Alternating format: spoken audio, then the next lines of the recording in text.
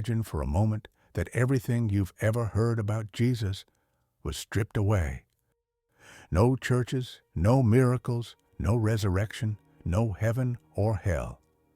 Just a man who walked the roads of Galilee 2,000 years ago and spoke words so powerful that they still echo in courtrooms, literature, philosophy departments, and the quiet moments when we try to decide how to live. What if I told you that many of the principles you already use to be a decent human being, to stay calm under pressure, to build real relationships, to face suffering without breaking, actually come almost word for word from this one Jewish teacher who never wrote a single book himself? And here is the question that changes everything. What if you could take the most practical, life-transforming wisdom in human history and use it every single day without ever having to believe in God, without ever stepping inside a church, without ever calling yourself religious?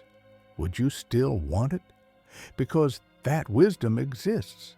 It has been tested by emperors and slaves, by believers and total skeptics, by psychologists and stoics, and it keeps proving itself brutally effective. The man who gave it to us was named Yeshua, Jesus of Nazareth. And today, we are going to look at him not as a savior of souls, but as one of the most brilliant practical philosophers who ever lived. You do not need faith to test his ideas. You only need to listen and then try them. The results speak louder than any creed. Let us start with the core of his method, something so simple it sounds almost childish, until you see what happens when entire societies forget it. Jesus said, "Do to others whatever you would have them do to you." 12 words. That is the entire ethical system in one sentence. Notice what he did not say. He did not say, "Do to others as they have done to you." That would be simple retaliation, the default setting of the human animal. He did not say, "Do to others as they deserve." That would be justice, and justice always leaves bodies in its wake. He said, "Start with yourself. Put yourself in their place first. Imagine the action coming back toward you, then decide." Philosophers have dressed this up in complicated language for centuries. Kant called it the categorical imperative. Game theorists call it the only stable strategy in repeated prisoner's dilemma games. Jesus said it first, said it clearer, and said it in a way that a child can understand and a tyrant cannot twist. But he went further. Most moral systems tell you what not to do. Jesus focused on what to do. Love your enemies. Bless those who curse you. If someone strikes you on one cheek, turn the other. If someone forces you to walk 1 mile, walk 2. If someone sues you for your cloak, offer your tunic as well. These are not commands for doormats. They are psychological judo. They are the original non-violent resistance manual. When you refuse to mirror hatred, you break the cycle. You force the aggressor to see his own ugliness without the excuse that you started it. Rome ruled by fear. Jesus taught a way to disarm fear without picking up the sword. 2,000 years later, a man in India named Gandhi read these words, tested them against the British Empire, and brought the largest empire on earth to its knees without firing a shot. Later, a preacher in Alabama read the same words and changed the legal structure of the United States. The method works. The philosophy delivers measurable results in the real world. Now here is where it gets even more interesting. Jesus was obsessed with inner freedom. External circumstances, he said, are almost irrelevant compared to what happens inside your mind. He told a story about two men building houses, one built on rock, one on sand. The difference was not the quality of the materials, it was the foundation. Build your life on reaction and you collapse the first time the storm hits. Build your life on deliberate choice and the storm can rage all at once. The house stands. He warned constantly against anxiety. Who, by worrying, can add a single hour to his life? He asked. Modern cognitive behavioral therapy is literally built around that question. The technique called reframing is nothing more than learning to ask Jesus' question every time fear shows up. What does this worry actually add? The answer is always nothing. Worry is unpaid interest on a debt you may never owe. Jesus taught a form of radical acceptance centuries before the Stoics polished it. He said the birds of the air do not sow or reap, yet they are fed. The lilies of the field do not work or spin, yet not even Solomon in all his splendor was dressed like one of them. This is not an invitation to laziness. It is a direct challenge to the belief that your value comes from productivity. You are already enough. Your existence is already justified. Act from that place and watch how lightly you move through the world.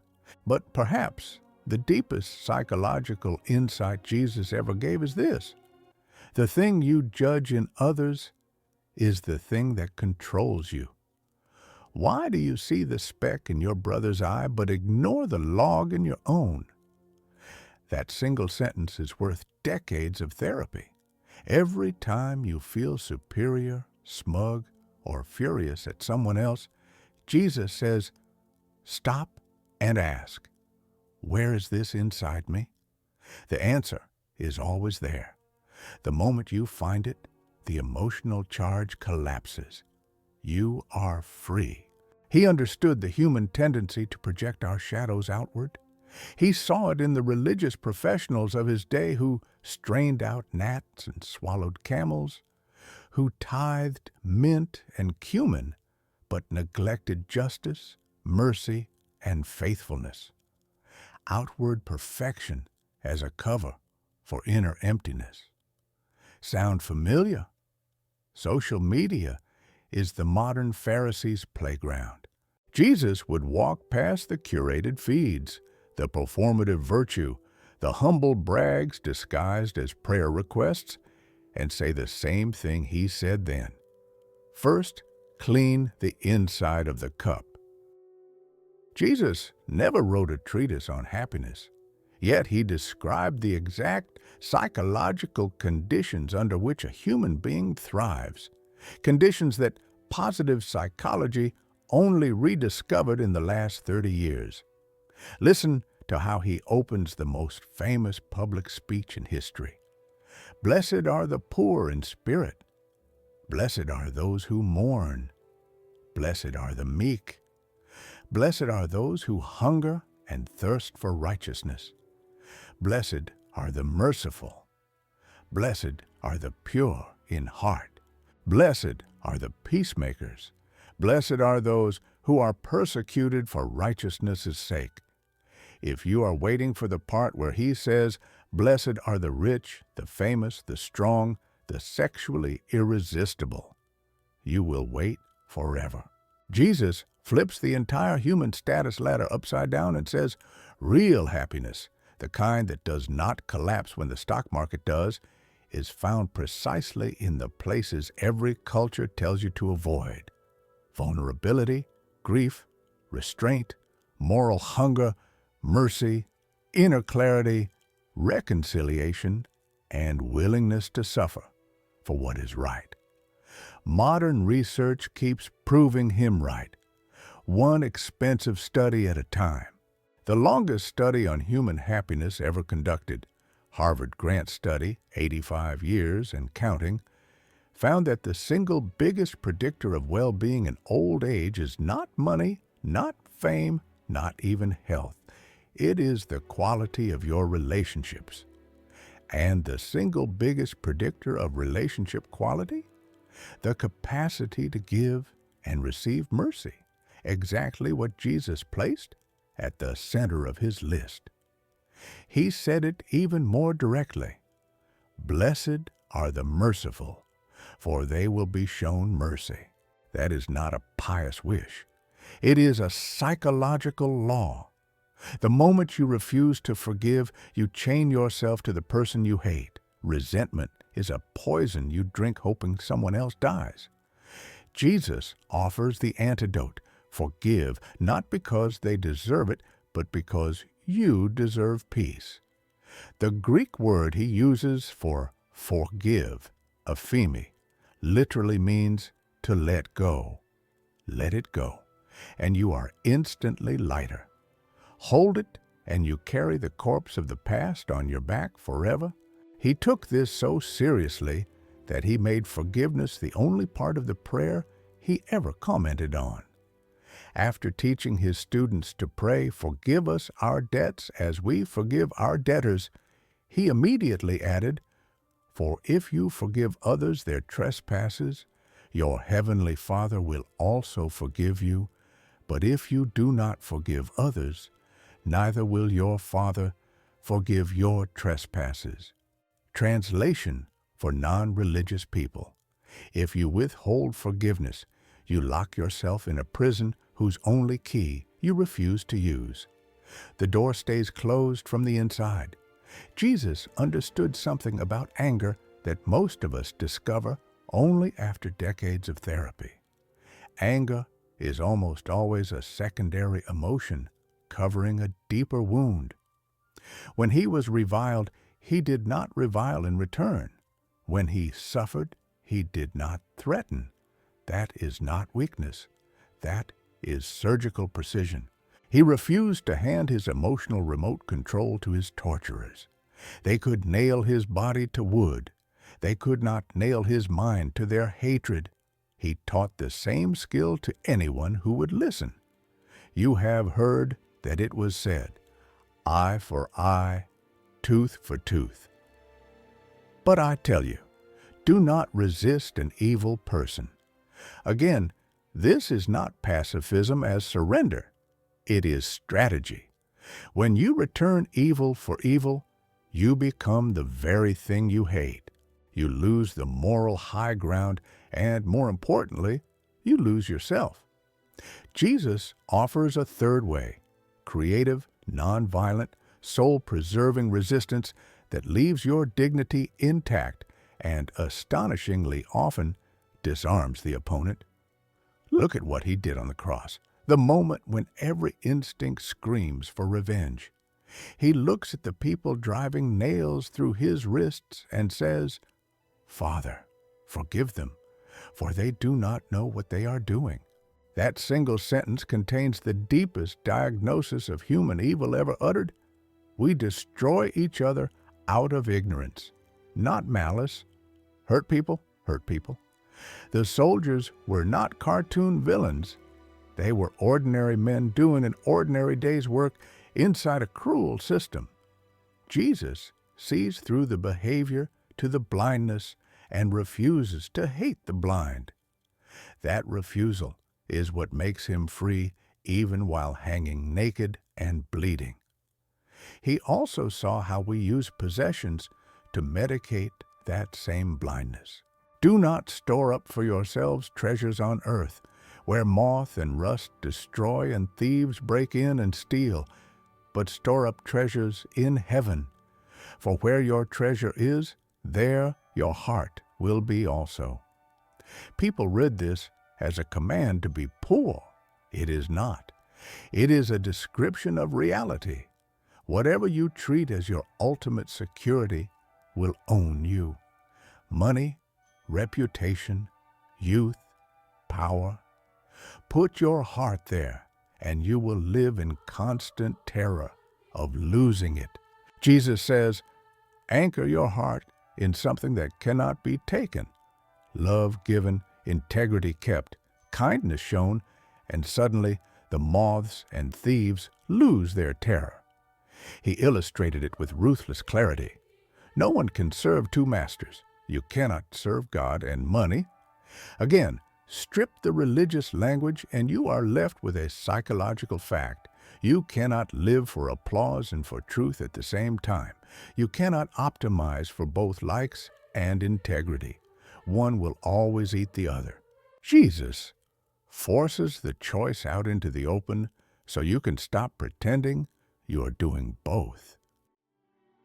Jesus was merciless with hypocrisy because he knew it is the single greatest obstacle to clear seeing.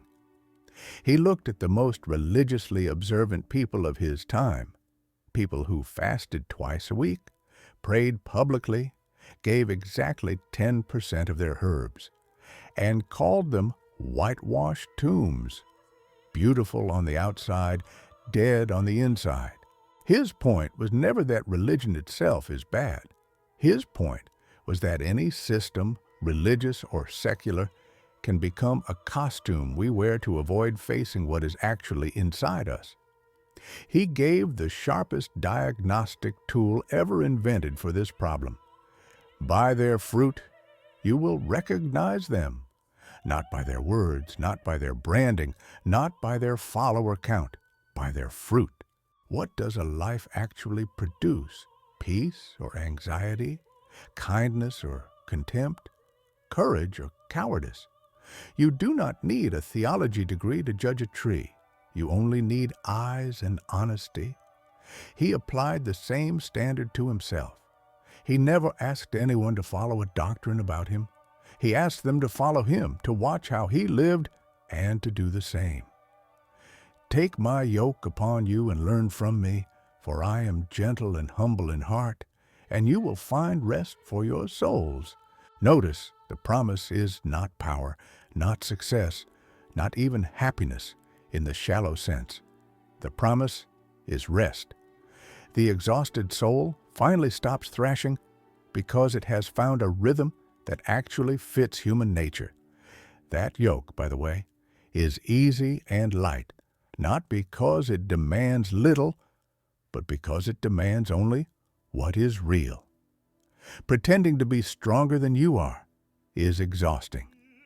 Pretending to be perfect is exhausting. Pretending you do not need anyone is exhausting. Jesus cuts through all of that. Admit you are tired, admit you are limited, admit you need help, and suddenly the weight becomes bearable because it is shared and because it is true. He illustrated this with images so concrete they stick in the mind 2,000 years later. He said, human beings are like salt. If salt loses its saltiness, it is good for nothing but to be thrown out and trampled. Translation, if the thing that is supposed to give life its flavor becomes indistinguishable from everything else, it has lost its reason to exist. Be different, not for the sake of being weird, but because the world is dying for lack of genuine flavor or light. You are the light of the world. A city on a hill cannot be hidden. Neither do people light a lamp and put it under a bowl. The implication is brutal. Hiding your real self is not humility. It is sabotage against everyone who needs to see that a different way of living is possible. When you dim yourself to make others comfortable, you cooperate with the darkness. He was equally direct about judgment. Judge not, that you be not judged. For with the measure you use, it will be measured to you. This is not sentimental tolerance. It is a warning about cognitive distortion. The moment you appoint yourself judge, you blind yourself to your own flaws and become incapable of growth. The standard you apply to others becomes the prison you live in. Jesus offers freedom. Suspend the gavel, and suddenly you can see clearly again. He understood how quickly we turn even morality into a weapon. Let he who is without sin cast the first stone. 8 words that stopped an execution in progress. The men who came to stone a woman for adultery walked away one by one, beginning with the oldest, because every single one of them felt the mirror turned toward himself. Jesus did not deny that the woman had broken the law. He simply refused to let the law be used as a shield for self-righteousness. Mercy triumphs over judgment, not because judgment is wrong, but because only mercy breaks the cycle and makes change possible. He saved his harshest words for the love of money disguised as prudence. Woe to you who are rich, for you have already received your comfort. Again, this is not envy speaking, it is diagnosis. When comfort becomes the goal, the soul atrophies. The rich fool in his parable builds bigger barns to store his crops and says to himself, "You have plenty of grain laid up for many years. Take life easy, eat, drink, and be merry." That very night he dies. Jesus' commentary is ice cold. This is how it will be with whoever stores things up for themselves but is not rich toward God. Strip the God language and you are left with a life organized around accumulation is a life that misses the point completely. He told another story about a man who forgave his servant a debt of 10,000 talents, roughly 200,000 years' wages. And then that same servant went out and choked a fellow servant who owed him 100 denarii, a few months' wages. The conclusion is merciless. If you accept radical forgiveness for yourself, but refuse to extend it to others, you cancel the gift. You place yourself back under the original debt. Forgiveness is not optional for the person who understands how much has already been forgiven.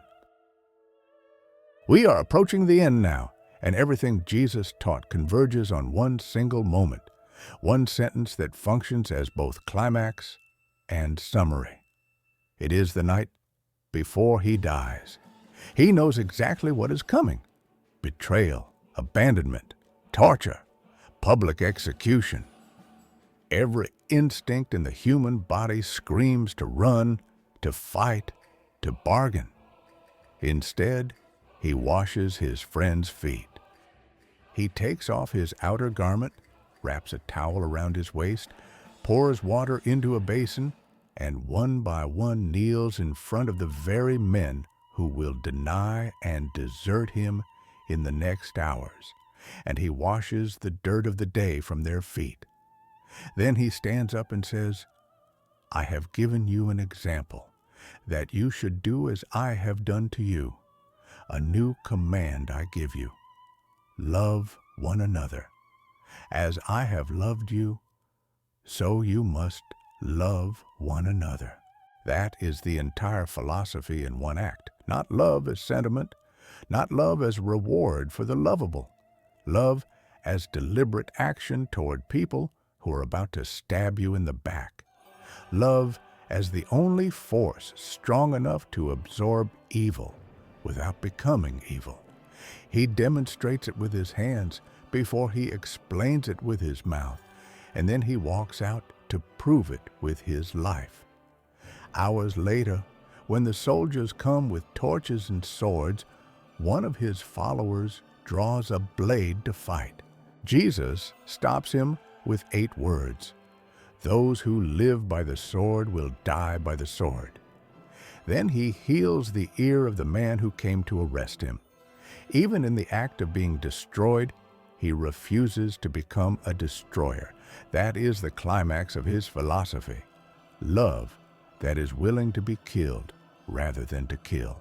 And yet somehow, against every law of power, this apparent defeat becomes the moment that changes the world forever. He dies refusing to hate. He dies refusing to curse. He dies refusing to save himself at the expense of the truth he came to embody. And in that refusal, He exposes the hollowness of every empire, every ideology, every ego that believes violence is the final word. The cross becomes the ultimate proof that love is stronger than death, not because it avoids death, but because it walks straight into it without losing its nature. And then, from the cross, the final sentence that ties everything together: it is finished. Not, I am finished. It is finished. The demonstration is complete. The alternative to fear, greed, hypocrisy, and violence has been lived out in full view. The experiment has run its course, and the results are in. A human being can live with absolute integrity, absolute love, and absolute fearlessness right to the end. The blueprint is now public domain. Anyone can pick it up and test it for themselves. That is why his teachings still work, even if you are an atheist, because they are not finally about metaphysics. They are about what kind of human being you choose to become under pressure. The resurrection may or may not be historical. The pattern of life he revealed is undeniably real. You can see it in every person who chooses forgiveness over revenge, generosity over accumulation, courage over comfort. You can test it tomorrow morning when someone cuts you off in traffic, when a colleague takes credit for your work, when the diagnosis comes back bad. In that moment, you will have two options: the old way, resentment, retaliation, anxiety, or the Jesus way: bless, release, trust that your worth is not on the line. The Jesus way is harder in the short term and infinitely easier in the long term. It demands everything up front and gives back compound interest in peace, in depth, in relationships that do not break when life gets ugly. It is the only strategy that turns victims into free human beings instead of new oppressors. So here is the reflection I leave you with. You do not need to solve the question of whether Jesus was divine to answer a much simpler question. Does his way of being human work better than the alternatives we have tried for the last 2,000 years? Look at the fruit. Look at the lives that radiate quiet strength instead of noisy insecurity. Look at the people who can sit beside hospital beds without collapsing, who can lose everything and still give, who can face death without cursing it. That fruit does not lie. You now possess the core of the philosophy. Treat others as you want to be treated. Forgive radically or be imprisoned forever. Anchor your heart in what cannot be taken. Refuse to return evil for evil. Serve instead of dominate. Love actively, even when it costs everything. Test any piece of it for 30 days and watch what happens inside your own mind, your own body, your own relationships. The laboratory is your life, and the results are waiting. If this video made you see Jesus or yourself or the possibility of a different way to be human with new eyes, then do 3 things right now. Hit the like button so this message reaches more people who need it. Leave a comment with the one teaching that hit you hardest. I read every single one.